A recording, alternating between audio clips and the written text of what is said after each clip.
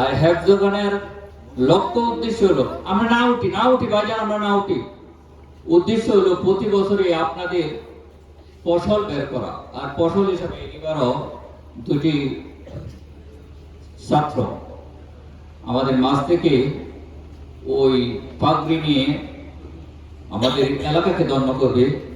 ওই পাগড়ি প্রদান উপলক্ষে আমাদের সম্মানিত চেয়ারম্যান সাহেব এবং আমাদের যে আজকে বৈদি সাহেব এবং এনাম হাসান সাহেবের সমন্বয় ওনাদের মাথায় পাগড়ি প্রদান করবেন। আর পাগড়ি প্রদানের পূর্বে ওই মাদ্রাসার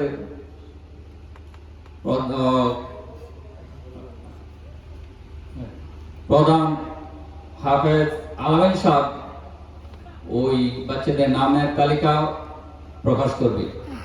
এই মাদ্রাসার হাফেজ এবং অত্র মসজিদের খতিব হাফেজ আমিন সাহেব ওনার ওই শিক্ষার্থীদের পরিচয় পেশ করার জন্য আমি অনুরোধ জানাই। আসসালামু আলাইকুম ওয়া রাহমাতুল্লাহি ওয়া বারাকাতুহু। আপনারা ধৈর্যের সাথে অনেক কষ্টের সাথে বসে আছেন। আল্লাহ তাআলার কাছে দোয়া করে আল্লাহ তাআলা যেন আপনাদেরকে জাযায়ে খায়র দান করেন। আমরা শেষ না করে কেউ উঠব না ইনশাআল্লাহ। শেষ ভালো যার সবই ভালো তা। তো আপনাদের প্রাণপ্রিয় প্রতিষ্ঠান দারুল কুরআন নুরানী হাফিজিয়া মাদ্রাসা থেকে গত বছরের নিয়ে এবছরও দুইজন ছাত্র হাফেজ হয়েছেন। তারা সম্মানিত ব্যক্তি, তাদের মাতা পিতাও সম্মানিত ব্যক্তি।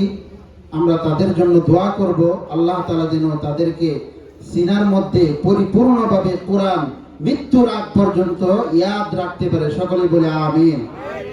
তো আমাদের মাঝে সর্বপ্রথম পাগড়ি গ্রহণ করবে হাফেজ মোহাম্মদ মাসুম বিল্লাহ।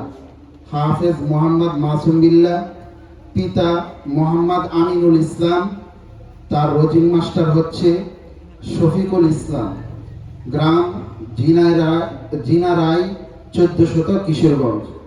তাকে পাগড়ি প্রদান করছেন আমাদের সম্মানিত উবাইদুল্লাহ আল ফয়জি সাহেব, এনামুল হাসান চেয়ারম্যান সাহেব এবং এনামুল হাসান উবাইদি সাহেব পাগড়ি দিচ্ছেন। দ্বিতীয় হাফেজ হচ্ছেন হাফেজ মোহাম্মদ তাইব আহমেদ, পিতা মোহাম্মদ আনোয়ার মোল্লা, তার রজিন মাস্টার হচ্ছে মোহাম্মদ আব্দুল গনির ছেলে মোহাম্মদ রফিক